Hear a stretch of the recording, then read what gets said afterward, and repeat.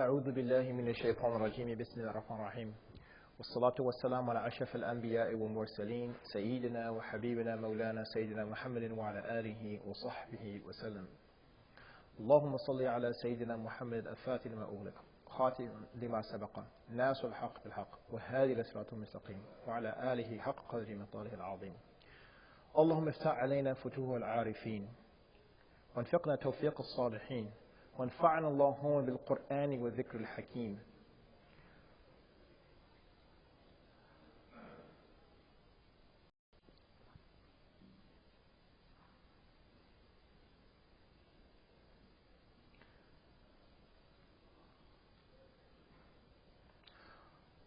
اللهم لا سهل إلا ما جعلته سهلا وأنت تجعل الحزن إذا شئت سهلا. اللهم أعذنا من شرور أنفسنا ومن سيئات أعمالنا واصلح أمرنا كلها يا رب العالمين. لا إله إلا أنت نستغفرك ونتوب إليك.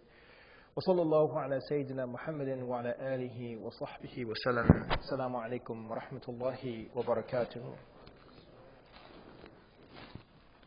Alhamdulillah, I get to travel to places and talks, and the talk is scheduled at 8:30 and it's 8:29, so that in of itself is a miracle. You can laugh as a joke. So I was going to, Alhamdulillah, that I always enjoy my time in this community, and Alhamdulillah, the invitation to come here, I'm honored, and I really am also always inspired when I come to this community, and I talk about this community quite often. And may Allah subhanahu wa ta'ala continue to bless this community and shower His tawfiq on this community and illuminate the hearts in this community and protect this community and protect the hearts of the people in this community. So I wanted to speak a bit tonight and just share some reflections with during the Thanksgiving break. I went to Cannonball, North Dakota, and there is the Standing Rock Native or Indigenous reservation. And we stayed there for a week. The purpose of going was to engage and respond to a call that went out from the leadership of the Lakota Sioux people to join them in what they termed prayerful protest. They're protesting a pipeline, an oil pipeline that is coming out of, I believe it's called the Beacon Fields of North Dakota, and will span down into refinery area in Illinois. I know I'm in Texas right now, and if I have offended anyone from the subject matter or what I will talk about, then I apologize in the beginning, but I feel it's important for me to speak about this on various reasons. We can have our own environmental positions that we have on it, but this is something I feel which combines both, but is more so I want to talk about the issue of prayerful protest. So just a little background. This pipeline is routed. It's just under 1,200, I believe, miles of pipe that will be laid in this project. And originally the pipeline was to skirt around Bismarck. And the people of Bismarck got together and protested. And they protested because this same company, Energy Transfer Partners, had a spill in Pennsylvania. And the oil spill, they believe, has adversely affected the health of that community in which the spill took place. And there are other studies that have shown that in other places as well too. So that was the primary reason why the city of Bismarck was protesting this pipeline. So they said, well, we'll reroute the pipeline and we'll put it through, where do you think? And here, one of the things that we learned is that they prefer not to be called Native Americans. Because what they say is that we were here and America was born on our land. America didn't exist before we were here. This is a name that you have brought with you. So we're not Native Americans. We are what we are. We are what we are. They prefer to be called Indigenous, First Nation, or Native Peoples. That was one of the things that we learned there. So it's routed through there. And of course, they have their own health concerns as well too. The proposed pipeline would go underneath the Missouri River, which, one, was a concern for them from an environmental issue, but two, also because it is an area that was sacred for them in terms of a burial ground. So they're looking at this through two fronts. And as I said earlier in the khutbah today, I'm a student of political science. My undergraduate and my graduate studies is in political science, so I can talk to you about political science and domestic policy and foreign policy until Fajr, inshallah, if you'd like to. But at times it gets old. But when you look at the history of First Nation people in this country, it's a very tragic history. And so my idea is, what side of this will I stand on? And then I thought for a moment, when Allah subhanahu wa ta'ala says, وَجَعَلْنَا مِنَ الْمَاءِ كُلَّ شَيْءٍ حَيٍّ, that we have brought forth from water all living things. So for me, that was a Quranic principle.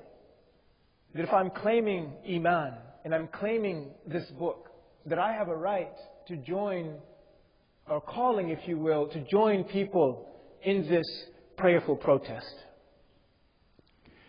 And there have been other protests that have happened, and there are protests that happen many times.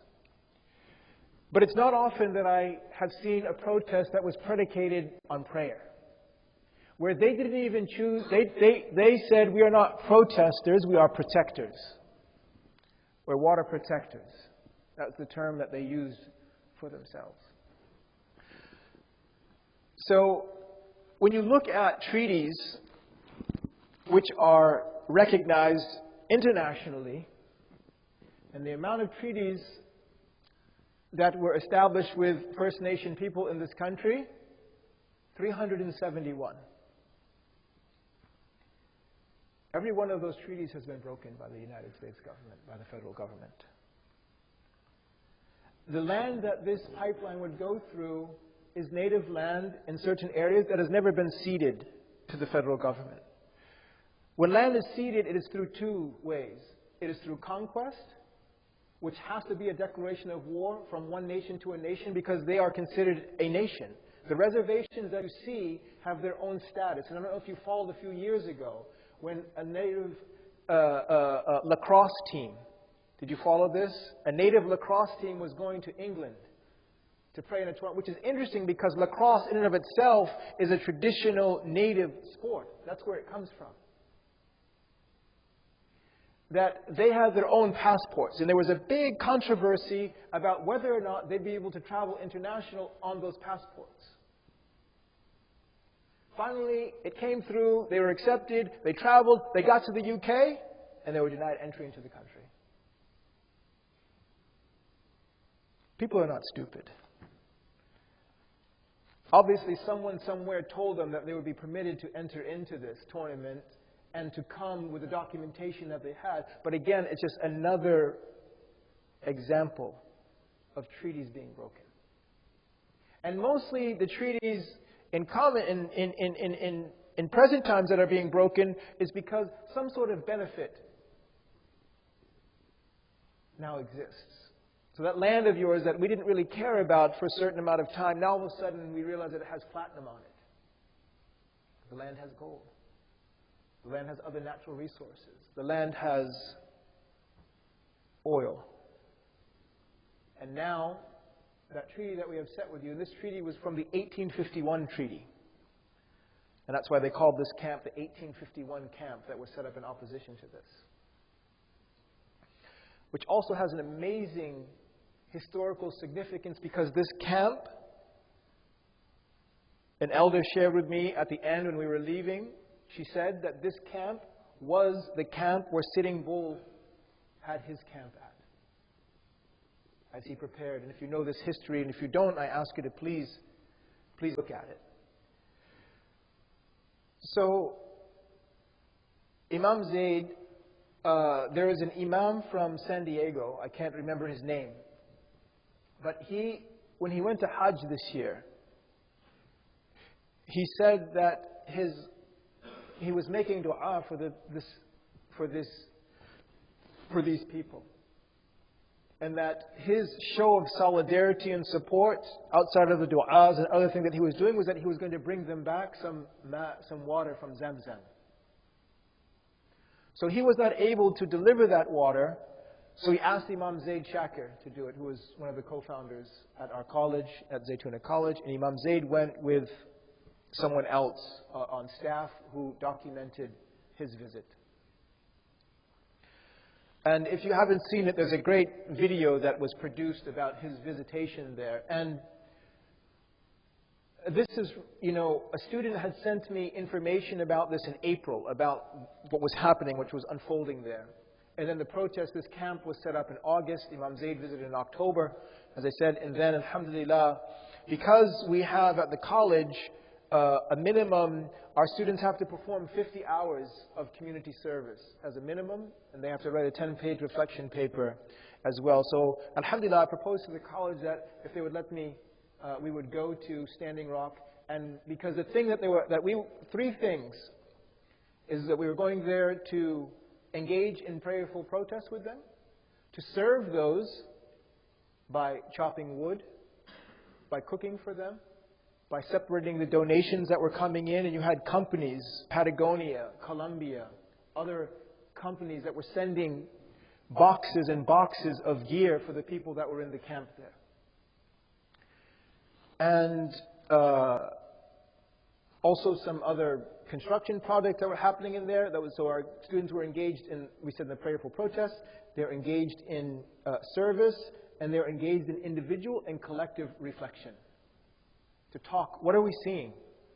What's the historical reality of this? Why are we here? Why are so many other people of other traditions here? Inshallah, we'll touch on those.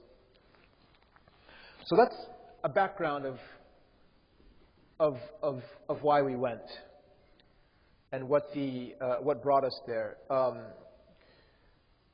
The conditions were somewhat challenging. The amount of people that was in camp was a number that they didn't expect. When Imam Zaid was there in October, there was about at maximum 200 people. When we got there was somewhere around 5,000. And that number was growing every day. And there's a brother that I'll talk about through this. His name is Bashir. He's a convert. He's Lakota Sioux. He's from this place. He said, after we left, that number probably went up to about 10,000 that had come out in protest of this. And if you saw this, the temperatures, they were okay when we were there. They were in the low 20s as a low for the low, and up to the high 30s, low 40s when we were there. And we stayed in tents the whole time that we were there. There were about 30 of us total, students in my group, and I had asked and invited Imam Khalid Latif from NYU, from the ICNYU, Islamic Center of New York University, to bring students, and he, alhamdulillah, he did that as well, too. So we made up our camp, but the week after that, the temperature dropped, and it was in the single digits, and they had a foot of snow, and these people were still there, still continuing. So let me give you a little bit of what draws me to this and share some thoughts. This is a book that I picked up. It's called Indian Spirit. I was leaving the airport in New Mexico, and I saw this book, and I picked it up and just opened it to this page. And then the next thing after reading it was credit or debit. That was the next question because I knew I was going to buy this book. It says, in the life of the Indian, there was only one inevitable duty, the duty of prayer. The daily recognition of the unseen and eternal, capital U, capital E. Of the unseen and the eternal. His daily devotions were more necessary to him than daily food. He wakes at day, puts on his moccasins, and steps down to the water's edge. Here he throws handfuls of clear, cold water into his face or plunges in bodily. After the bath, he stands erect before the advancing sun. He stands erect before the advancing dawn, facing the sun as it dances upon the horizon, and offers his unspoken orison. His mate may precede or follow him in devotions, but never accompanies him. Each soul must meet the morning sun, the new sweet earth, and the great silence alone. These are the words of Ohiesa, who is a Wapentan Dakota. So as I begin to read this book, it became to me very apparent of the spiritual tradition, and I knew of it from some time, and inshallah we'll get into that. We'll get into that. Here's another one by Black Elk. It is good to have a reminder of death before us, for it helps us to understand the impermanence of life on this earth. And this understanding may aid us in preparing for our own death. He who is well prepared is he who knows that he is nothing compared to Wakantanka. Wakantanka is the Lakota word for Wakan, meaning sacred, and Tanka means great mystery. So it's the sacred great mystery is how they refer to the Creator of all things. And if you understand or have had some exposure to basic Aqidah in our tradition, it's attributed to Imam Abu Hanifa, who said, Adam idrakihi idrakihi. That your inability to comprehend Him, capital H, Allah subhanahu wa ta'ala, is your comprehending Him. What does that mean? It means that whatever كُلَّمَا خَطَ عَلَى بَالِكَ فَاللَّهُ خِلَافُ ذَلِكَ. Whatever you can perceive of Allah, He is not that. Because the brain does not have the ability to comprehend the Creator of all things. So when they're saying Wakantanka, they're literally saying the one who is sacred and unable to be comprehended. And this was something that became very clear, that they made clear to us that, and it's also in this book, that it says that when the Europeans came here, they labeled us pagans. And I think that's a narrative that many of us have assumed of Native Americans, that they worship the winds and they worship the deer and they worship the rivers. But they'll tell you that we worship the Creator of the wind, and we worship the Creator of the deer, and we worship the Creator of the rivers, and the Creator of the sun, and the Creator of the moon, and the Creator of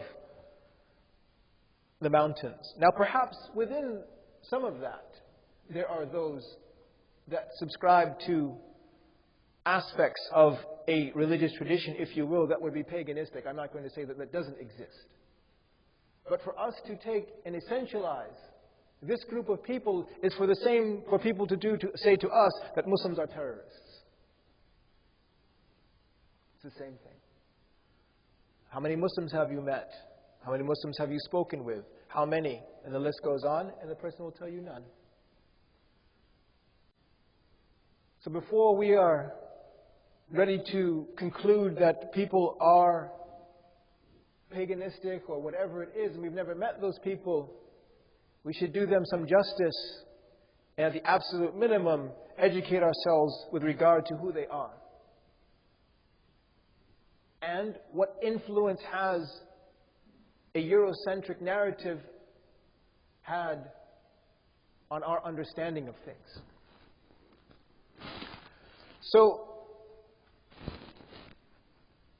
again, I just want to share with you a few things here of even why I thought just this meeting was something special. As I said, that the camp in and of itself was in a historical location, both for its sacred past and for burial and ceremonial ground, and for its present role in bringing many nations together for a single cause. The Crow, which are another tribe of people, were historic enemies of the Sioux. They made peace in August of this year, these two tribes. More than 300 tribal nations have come to lend support and declare their allegiance to the cause of stopping the Dakota Access Pipeline. And the most vital of all is that at this what's called Oseti Shakawan, which is the seven council fires, this 7 council fires, which is the proper name they said normally used in this area, because the original Sioux tribe was made up of 7 council fires, and each of these was made up of individual bands based on their kinship and dialect and geographical proximity. But the Oseti Shakawan, where we were at, has its sacred council fire in ceremony that it lit this fire for the first time in 140 years when we were at the beginning and establishment of this camp. So when you begin to look into spiritual tradition, and you begin to look at a people who have a tradition, you begin to see that this thing is actually bigger, in my opinion, than what we are seeing. Some of the things that was really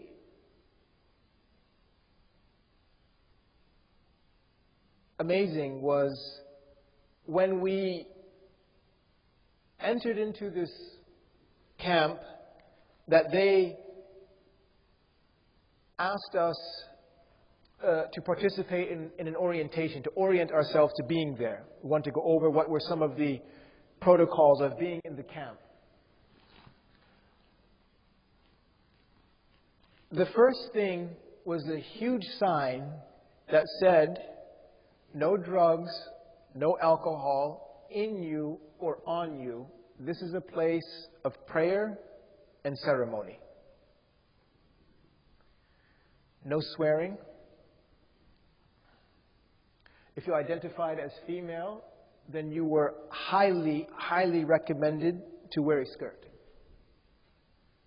So it's interesting, we may not think much of that, but when you look on the other side, when you're dealing with those without tradition, those who have an issue of authority, those who have an issue with gender binary or other things such as this, you are now being asked to participate in things that might be against what you personally believe in, but yet people were still doing it. I want to talk about that for a moment.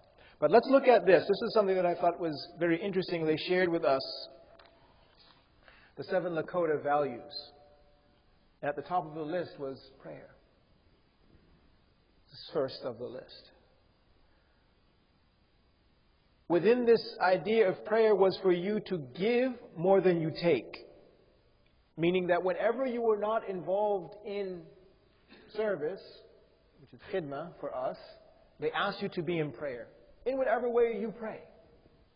But they also had their own prayers and their own chanting, and you could be free to join them if people wanted to. So they created this open environment, if you will. The second Lakota value is respect. Ihtiram.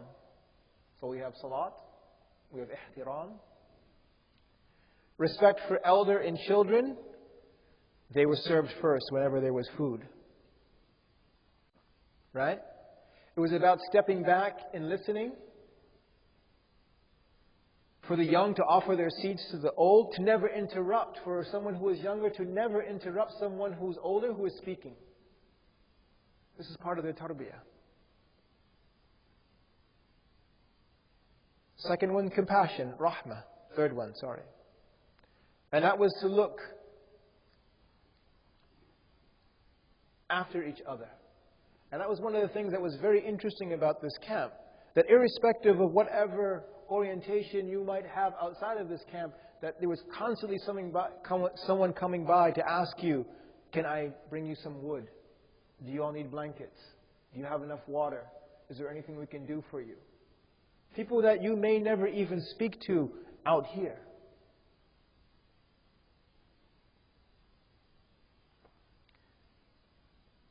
Honesty. Only offering to do something. And only offering something to do something which you know and that you have time for. Right? Because a lot of times we might make a promise to something but we're not able to fulfill it. But I knew that in the beginning. So they're saying here in this being honest with yourself in it was something that was shared. Generosity. Again, this idea of giving more than you take. Humility. Right? Humility. And they talked about here being here for a purpose and having an intention. And they would constantly talk about making an intention. And the last one was wisdom. Right? The last one was wisdom. So, this was something that, to me, as I said, it caught my attention. Which brought me to another area that I want to talk about, which is kind of a broader area. When we got to the camp, and we saw this diversity of people, and we engaged with our students, one of the things that I asked them was, do you think that Muslims could rally people for a cause that is perhaps political at its core, and have that based on a spiritual foundation? And the answers were pretty much, no, I don't think that we can. And I thought to myself, why not? Because if you think about inviting people to prayer, inviting people to honesty, inviting people to dignity, inviting people to all of these that are here, then why aren't we able to articulate that outside of these walls? And the thing which was really interesting was that one of our students shared a reflection, who was a convert, and said, in college, I would see Muslims protesting. The students, the Muslim Student Association, I'd see them protesting on campus. And he said the thing that struck me was they always had these signs of pictures of like mutilated human beings. This is what's happening to us. This is what's happening to us. And he said, actually, every time I knew they were protesting, I would literally walk on the other side of campus. Because I was not interested in exposing myself to that. He said, I don't want to join that. Do you see what I mean of the difference here? Of that when we engage in something to call people to your cause. These Lakota Sioux were calling people to their cause through a drumming and chanting and prayer in the mornings. When we pray our Fajr in our Jama'ah, in our camp, in the dark, people would come up to us after Fajr and say, excuse me, I don't know what that was, the singing that you were doing, but it is absolutely the most beautiful thing I've ever heard in my life. And we don't even have the type of qaris that you all have here. If we brought some of you all down, forget it, we might have got the whole place to come. And the reason why I say that is not because we're special in any way. And I'll share a story with you that Mufti Kamani shared with me last week. I was with him in Chicago. We were at a program together. And he said, shukran, alhamdulillah. He said that he was on Hajj. And he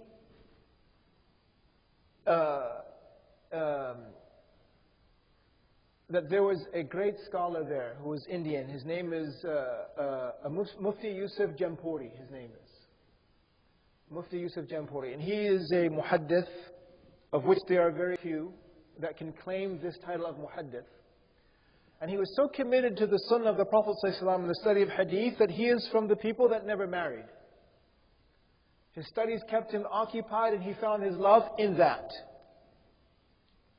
So he's old and he's wheelchair bound now. So Mufti Kamani is pushing him at Salat in the Haram. And it said that people began to recognize who he was and they came and would stop and say, "Ya Shaykh, dua, dua. Dua, dua." And this kept happening and this kind of energy began to grow around it. And now he's stopped, he can't move because of the amount of people that are around requesting dua from the Shaykh. And then Mufti Kamani says, at that time I noticed that the cameras inside of the Kaaba began to turn down onto us. And in a very short period of time, the Mutawwa'a came and said, break this up. You can't, there's no, joining of groups here. Break this up. Get out of here. Move on. Get out of here. And he said one of them was really offensive and aggressive. He said he burst through the line and came to the Shaykh in his weakened state and said, "Move out of here now or I'll slap you in your face." So Mufti Kamani, the crowd dispersed and he walked him out. And he got into his hotel lobby. And he said when he got to the hotel, he noticed that the Shaykh was crying. And he said, "Ya Shaykh," he said to him, I'm sorry. I apologize on behalf of this police officer for the way that he treated you." He says, "My son, I don't cry because of him." He said, "I cry because I am a nobody. I was born in a village where no one should have known me. I went to a school that no one has ever heard of. I should have lived there when no one would ever have known me. And I would have died there and no one would have ever known me." He said, "But because I connected myself to the sunnah of the Prophet ﷺ, that Allah subhanahu wa ta'ala elevated my status. And for that I weep," he said. "For that I weep." And this is what made me think about this. As I said, we're not anybody. Just a bunch of college students. But what we are connected to is something. We're connected to La ilaha illallah Muhammadur Rasulullah. And that is special. And one of my sheikhs who was from Damascus who told me, he said, "Dawood," he said, the ruh, the souls of people will recognize the nur of La ilaha illallah Muhammadur Rasulullah. Some will be called towards it and others will be repelled by it because of the waswas of what is inside of them. So that's what I was looking at while I was at camp. Was how was this tradition able to bring these people together in prayer, getting out of their tents in 22-degree weather to get up and join the native people in their sunrise prayer that happened every morning at 7:30 a.m. where the sunrise is at 7:02. We're making our Fajr somewhere around 6:30. And people will be passing by us. We had a fire lit at that time. So, in that question is, why don't we engage in that capacity? And I'm not saying that it's a dichotomy. I'm not saying that it's an and or. I'm sorry, I'm not saying that you're choosing one or the other. It's not a binary, that I engage politically or I engage spiritually. No. It's combining of both. And the greatest, in my opinion, proof to that is all of the strategy that went into the Battle of Badr.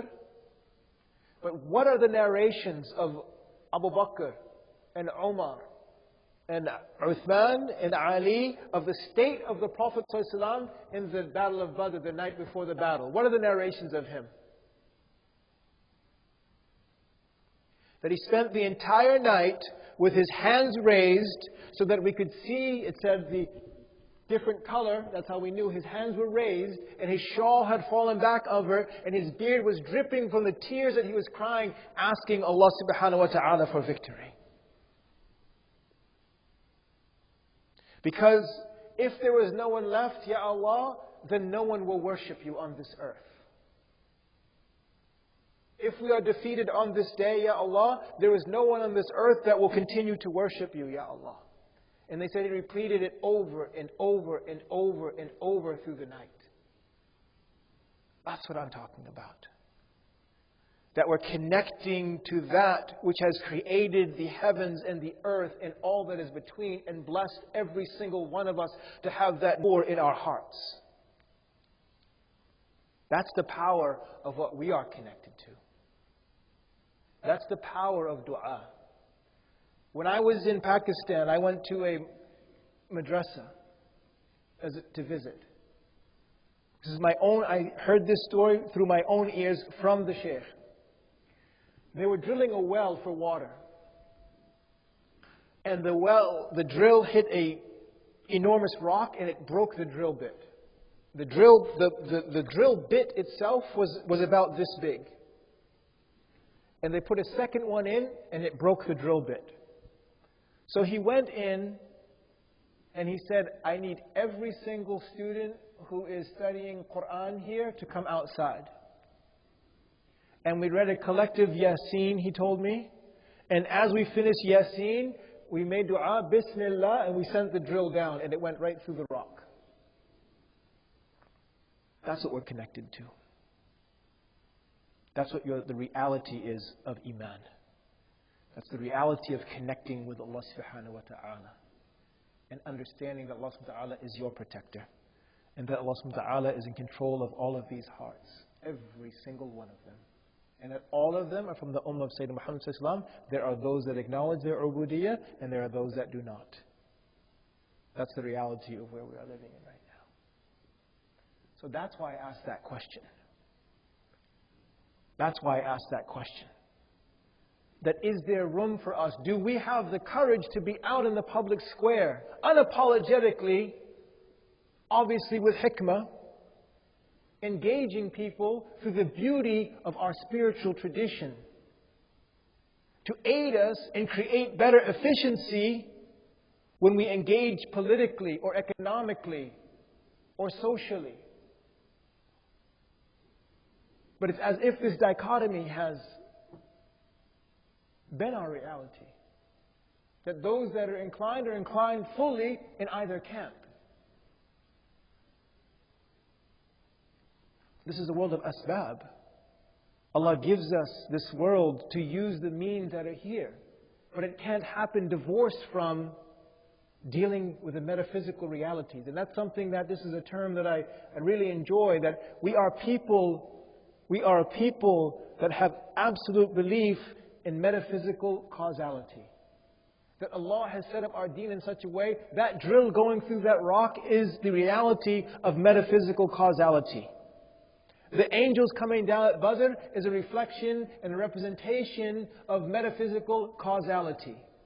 That when Umar radiallahu anhu says to his people, when he lines them up for battle, is there anyone in the ummah in this group who has sinned today? So if so, step out of the ranks. Because we are not a people that Allah subhanahu wa ta'ala will cause loss to because of another army. We will be given loss because of our own sins. That's the reality of metaphysical causality. Inshallah ta'ala, Allah gives us an awakening to understand the power that lies in dua, to understand the power that lies in salat, to understand the power that lies in your fast, and the dua being mustajab at the time of your fast.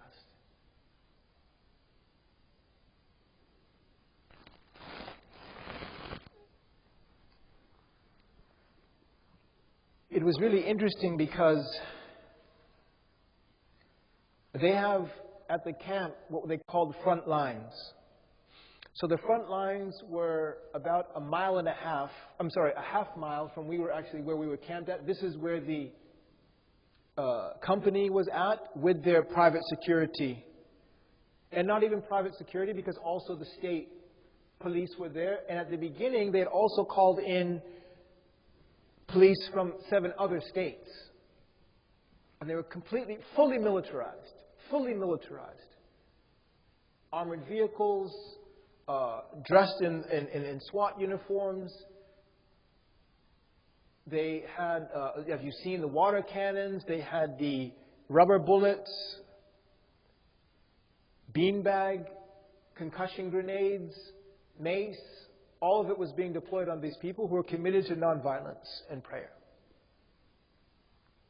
But every morning before these people would go out, they would join in the prayer ceremony before going to this front line. And they would also send people to protest in Bismarck and Pierre and I think was Medenta, with the 3 cities there. But every morning they would gather for a prayer. All of the people of the camp would gather at either of these 2 sites. Either at the river in that prayer, or for this one for the group that was going up to these cities. And one morning when we went, we gathered and we read Yasin.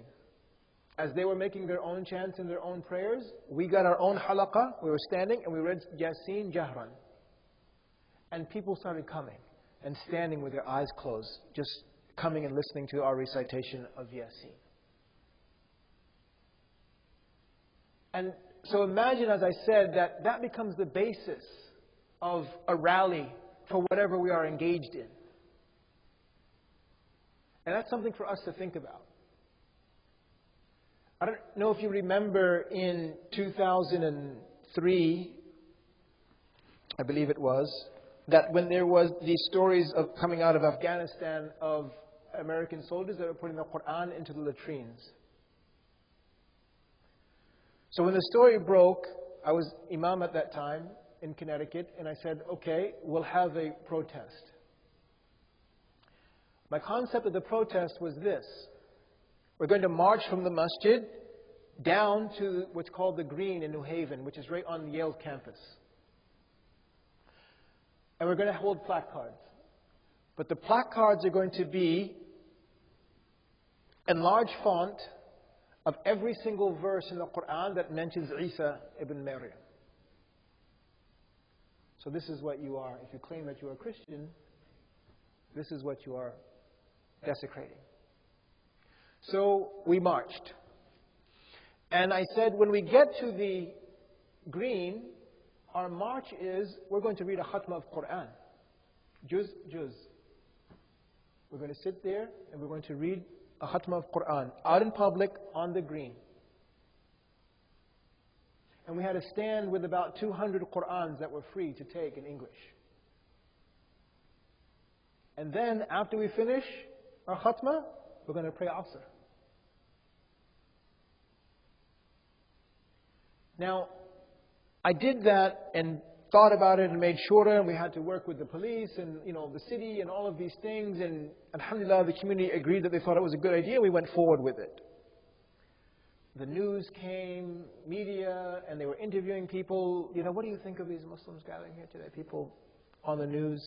I support them in what they're doing. They're upset, they have a protest, but they're protesting. So alhamdulillah, one of the things that we have to be very careful of in our engagement and protest and these other types of things is that somehow we're going to affect an outcome.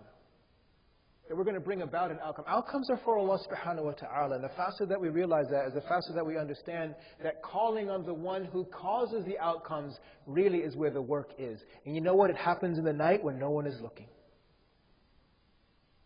Happens in the dark, happens in the corners when no one's around. And there's no Facebook posts, and there's no social media posts, and there's no Instagram posts. It's a time when you have intimacy with Allah subhanahu wa ta'ala and beg Him and ask Him to change that situation.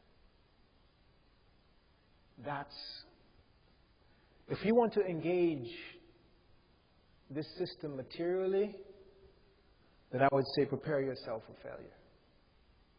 You're not going to win a people who's protecting their Jannah. Just like the Muslims could not be defeated when their vehicle which would bring them to Jannah was under threat. That's the reality that we're facing right now. Based off of this hadith, that the dunya is what? Sijin al-mu'min wa jannat al-kafir. The Prophet ﷺ has described it in that way. But then for us is to think about, is it a sijin in a way that is negative? Or is it a sijin in a way that reared Yusuf alayhi salam? Or reared Malcolm X? So these are things for us, again, to be thinking about. Things for us to be thinking about. But really at the essence of it was asking, as I said, asking this question about our engagement as a community. Because one of the things that I often hear is that people are surprised. For example, when the accrediting body came to Zaytuna to accredit us, and I was talking about my department, and I said that when our students have to do service work, that they worked for Habitat for Humanity, that we worked with the federal government, we worked with the U.S. Forestry Department in Utah. I took them to Selma, Alabama. We stayed on the floor of a pastor and painted homes in some of the most impoverished counties in the United States of America, in Camden, Alabama. And now took them to Standing Rock. That they asked me, are you telling me that your students work in non-Muslim organizations? I mean, can you believe that? That our perception would be that we don't engage except for our causes. Philistine, Kashmir, Bosnia, Iraq 1-2, Syrian refugee crisis. And yes, those in of themselves are enough to keep us occupied. But the fact is that the world doesn't see us, or at least people here don't see us, except for causes that are our causes. But the issues of water or environment or anything other than this, that somehow they're surprised when we come. They're surprised when we show up. Don't we have something to offer? Don't we have something to offer if we're talking about spirituality? I was amazed at all of the groups that were there. Truckloads and truckloads of supplies that were coming there. There was probably 3 Muslims when we were there. And all 3 were female.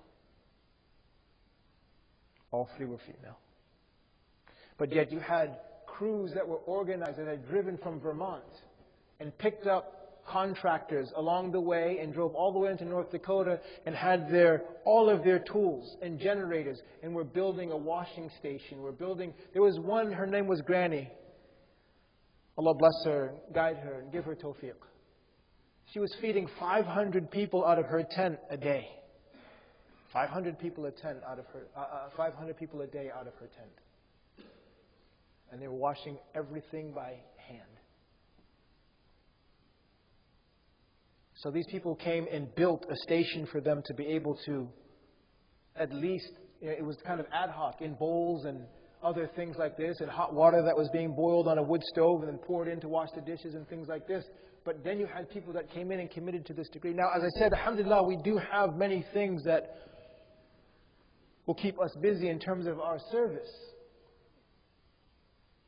But at some point, if we are feeling that we have stake in this country, there has to be an impact on some things that commit us to. And people are absolutely excited when they see Muslims gathering in these spaces. Because again, it's normally a space that we are absent from.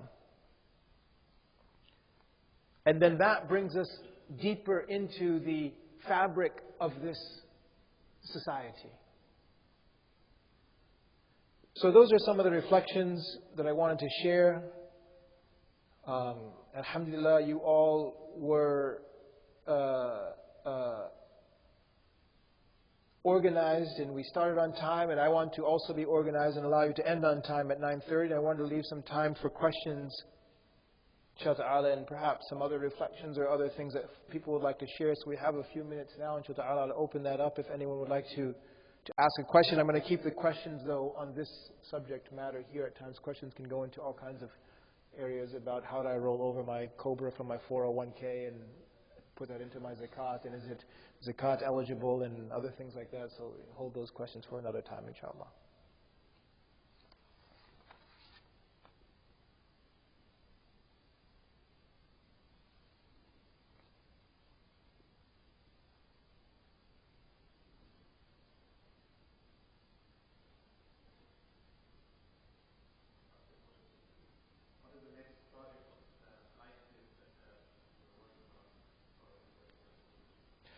So inshaAllah, we have our spring break. We have a 2-week spring break at the college. The first half of it, alhamdulillah, I co-lead an Umrah trip with Imam Khalid Latif during that first week of spring break. And the second week, we are thinking this year we're going to stay probably local in California and engage with a Native American, with a Native community in California, maybe down in Monterey. Just because, again, and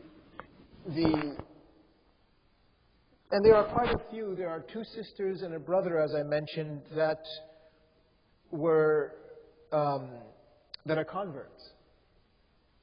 One is from the Denali tribe. One is from I believe she's from the Cherokee, and our brother who is from the Lakota Sioux. And his story is amazing. I mean, could you imagine on a reservation? So it's not like you are a stranger and you took Shahada and now you are coming into a place where no one knows you. Notice that everyone knows you and knows your family generation. He traces his family lineage. He named it in front of the fire that night to all of us. He traces his lineage all the way back to Sitting Bull through his mother. And he named all of them, all the way back. And he's a Muslim. Keeping up his deen with absolutely no one there who is Muslim except for his wife.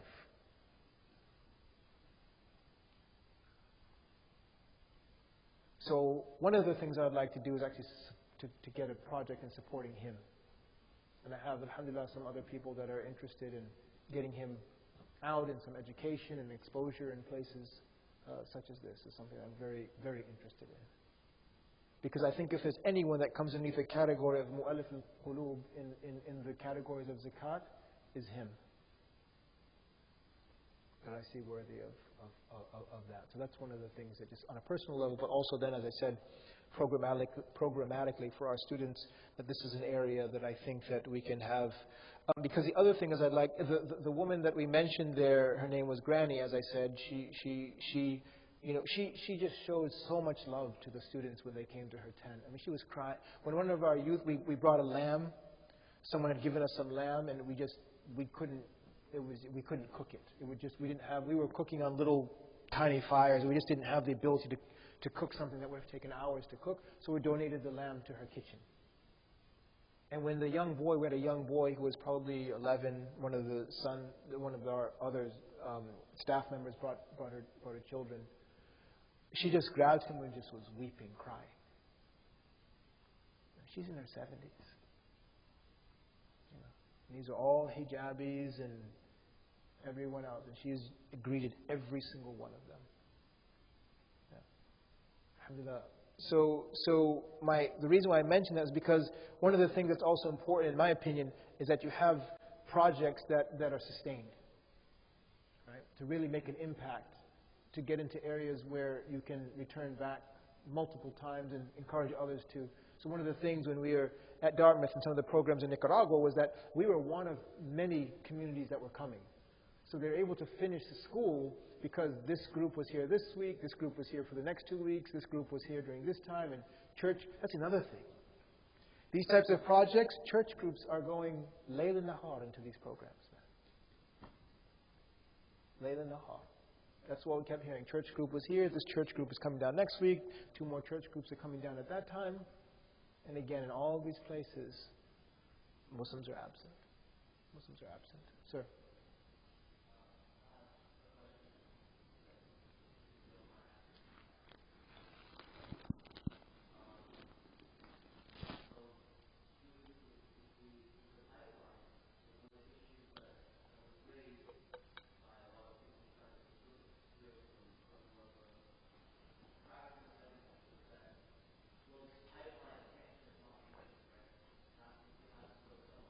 Why?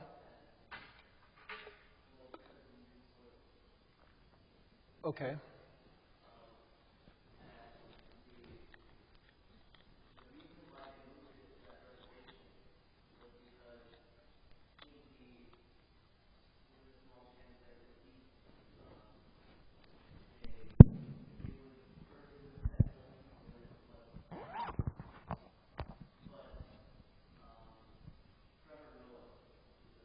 Hmm? Yeah, I know he is.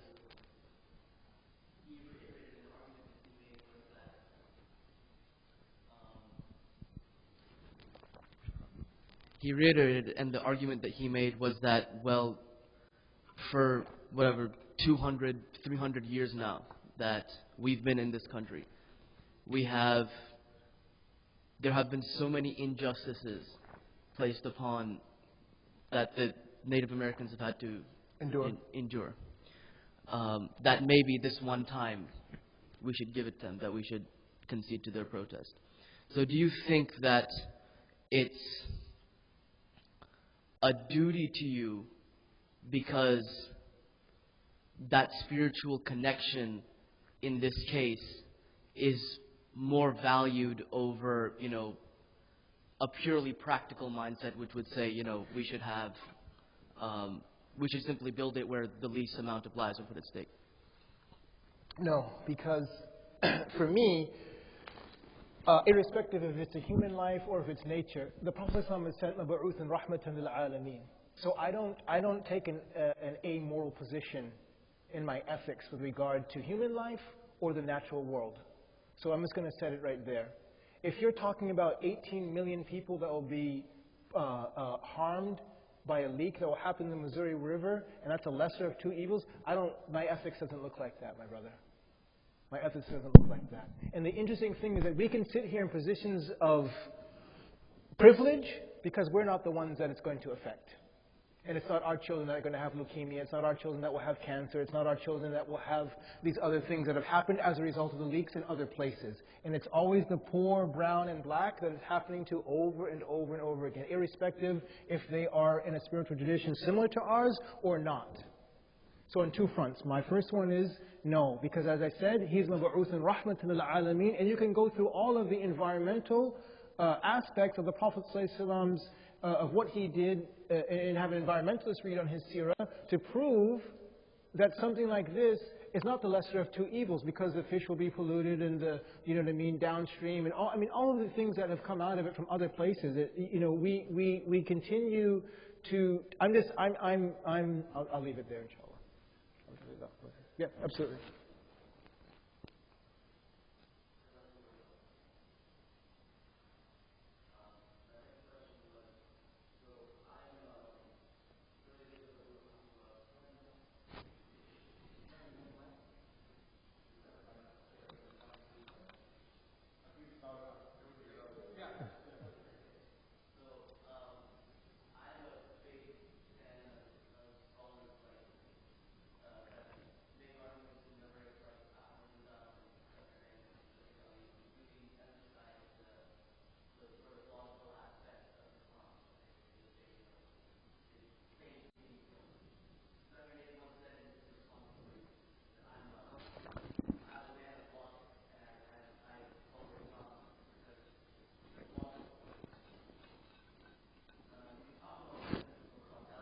Mm-hmm.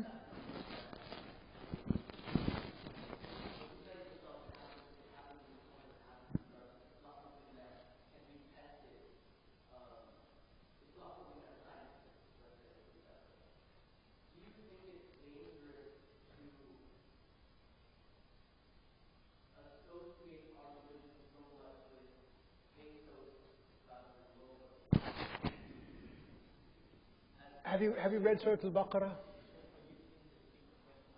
Have you read Surah Al-Baqarah? Okay. Okay. So he asked the question of, he said, I'm a person who follows scholars who mostly engage in logic, such as Zakir Naik you mentioned, and Ahmed Deedat, and the third one was, yes, I'm not familiar with him, sorry. And he said, sorry? Okay. Allah give him tawfiq, inshallah. So he said, do you think, and he said that I talked about metaphysical causality and that,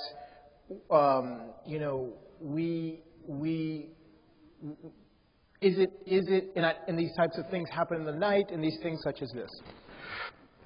And do I think that it's dangerous that we attribute most of our tradition to pathos and not to logos? Logos being logic and pathos being emotion, if you will. That's normally how, in rhetoric, the three categories of ethos, pathos, or logos and pathos, ethos, logos, and pathos are normally described. So I asked him, have you read Surah Al-Baqarah? Because he asked me, do I think it's dangerous for us to be putting so much emphasis on this? Because when Allah says, ذَلِكَ الْكِتَابُ لَا رَيْبَ فِيهِ هُدًى لِلْمُتَّقِينَ الَّذِينَ يُؤْمِنُونَ بِالْغَيْبِ. That's my answer right there. So if you want to establish a logical argument, then how do you determine your ability to engage in the ghaybiyat of Allah subhanahu wa ta'ala?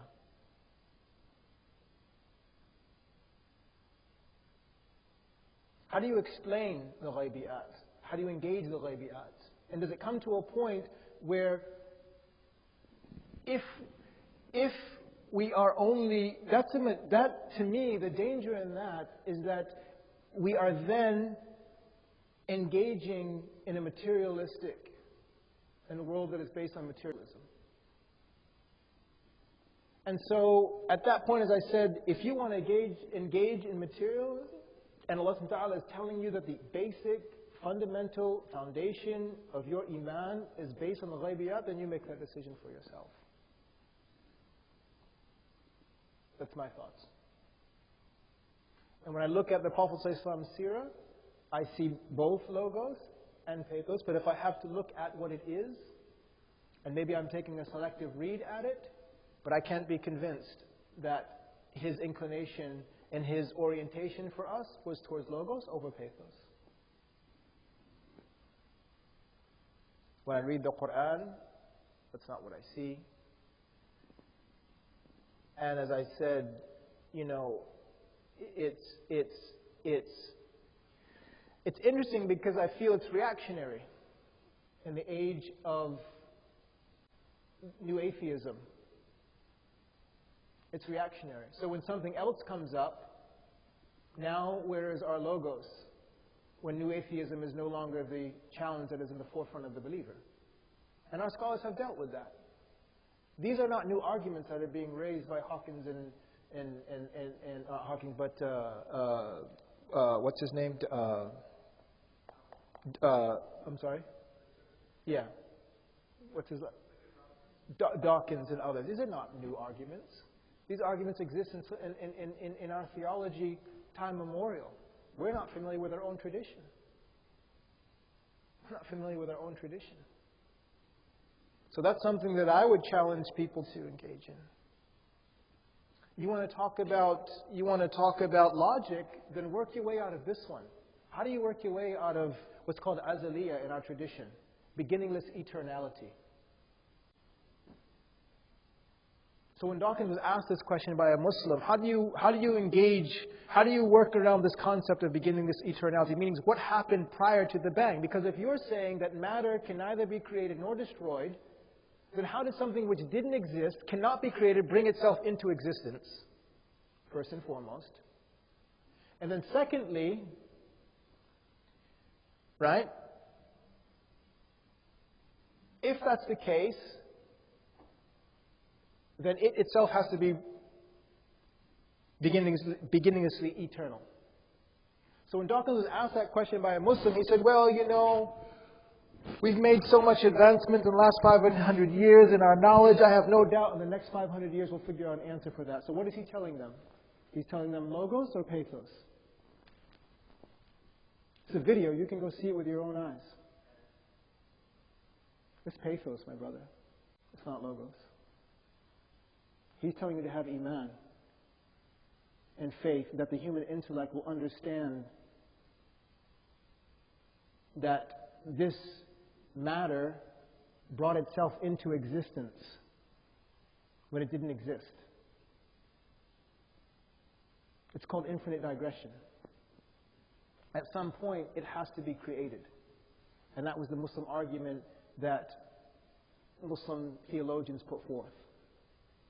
When anyone from that side can argue that with me to a point that I'm convinced, ya ahlan wa sahlan, I'm ready to talk. But unless and until you can answer that question, a head of the physics department at one of the Ivy League colleges was asked, Professor, what happened before the Big Bang? He said, you're in the wrong department. Go to the theology department. We don't have an answer for it here.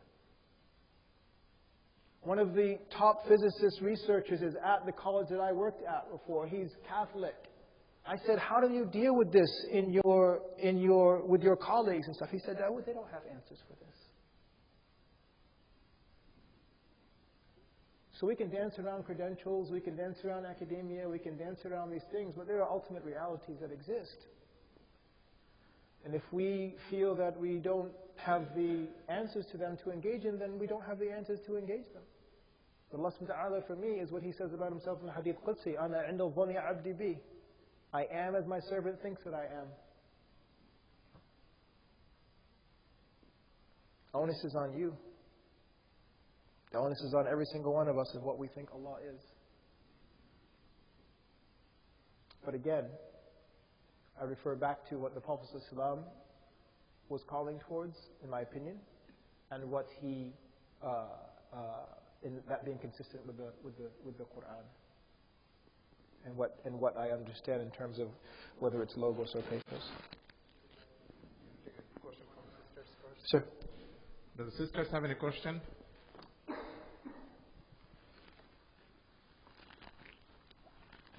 If the sisters do not have any questions, then brother, maybe you can ask the question here quickly. And that way everybody can listen to your question. So on that question, there's another aspect if you could address, probably for clarification purpose. The reality of metaphysical causality doesn't indicate a passivity. Our spirit is in the metaphysical causality, that belief in our faith. However, if you implied by danger you meant, would that lead us to be a passive person? So that aspect, if you could address. Yeah, absolutely not. Absolutely not. The idea in this is that this is summed up very easily, in my opinion, and I don't mean to be rude, and I hope I'm not coming across in that way. A man came to the Prophet ﷺ and said, do I tie my camel or trust in Allah? And he said, Aqil, thumma tawakkal ala Allah. Tie your camel, then trust in Allah. So we take every single means, logically, we take every single means from the asbab that are present with us. You have to, there is no one. One of my teachers said, if a person walks across a red light and says, oh, I trust in Allah, and he's hit by a car, he said he deserves what he got. We live in a world of means. And there's no way that the trust in Allah subhanahu wa ta'ala supersedes the means in that, unless you have some sort of state that not even the Anbiya had. The Prophet ﷺ lost 6 of his children. Buried them with his own hand. Parents are not supposed to bury their children. Of 7, buried 6 with his own hands. So if the outward is some sort of indication of our relationship with Allah subhanahu wa ta'ala, then how do you explain that? He's displeased with him? Dealing with realities here that, to me, that's the hikmah of why we read Surah Al-Kahf every Friday. Why that surah of all surahs? In my opinion, personally, it's my own personal opinion. I'm not going on tafsir, I'm not going on. My personal opinion is because of that story with Musa and Khidr, to remind us over and over and over again that whatever you think this is, it is not. Why that surah every week?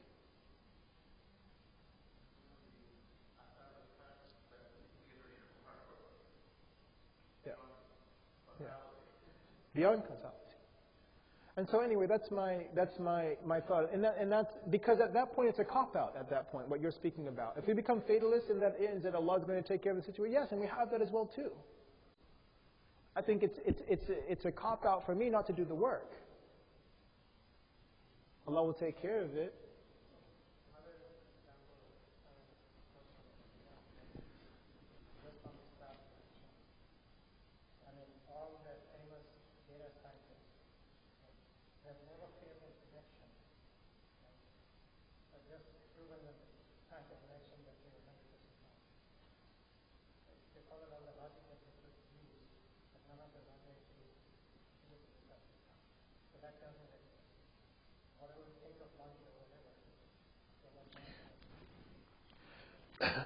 Surah Al-Baqarah, again, just citing this point back to your, because it made me think about it again.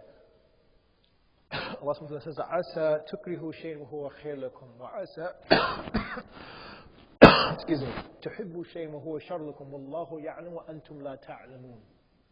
Perhaps it is that you detest something, but it is good for you. And perhaps it is that you love something, and it is detrimental for you. Allah knows, and you know not. The issue that I take in terms of that, with terms of logic, is to say that we know. Because to say that we know means that Allah subhanahu wa ta'ala has the name of Al-Alim, which is هو يعلم ما كان وما يكون وما لم يكن لو كان. Allah knows what was, what will be, what was, what is, what will be, and He knows what was not, were it to be.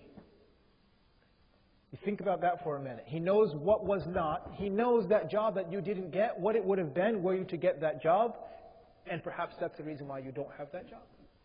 He knows why you are here and not in another place.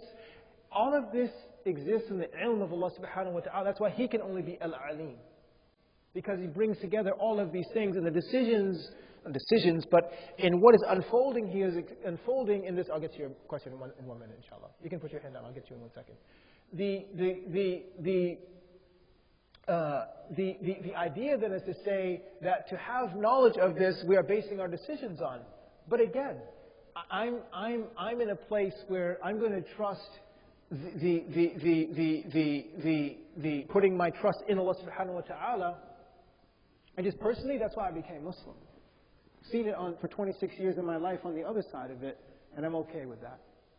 I'm putting my trust in the creator of it. But I'm sorry, you had a question.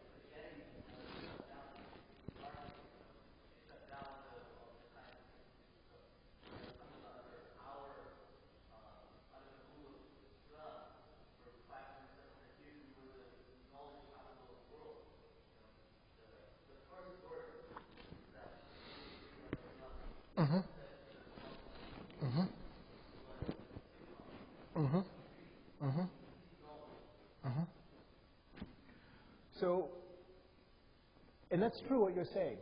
But the other thing you have to understand, brother, is that Islam is for all people at all times. You're coming from a place of privilege, of a Western, secular, educated minority in the globe. So, your path that you're talking about then is a path for the barefoot shepherd in Kenya? Or has it become elitist now?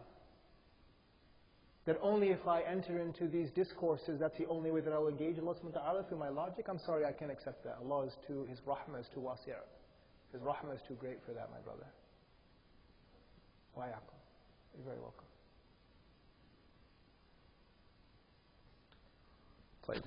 سبحانك اللهم وبحمدك نشهد أن لا إله إلا أنت نستغفرك ونتوب إليك نعوذ بالله من الشيطان الرجيم بسم الله الرحمن الرحيم والعصر إن الإنسان لفي خسر إلا الذين آمنوا وعملوا الصالحات وتواصوا بالحق وتواصوا بالصبر. Alhamdulillah Rabbil Alameen. I really thank your community, mashallah. And honestly, I say it from the bottom of my heart without, this isn't mubalagha, this isn't some type of hyperbolic speech. I really, alhamdulillah, love this community and all of you of what you're doing here.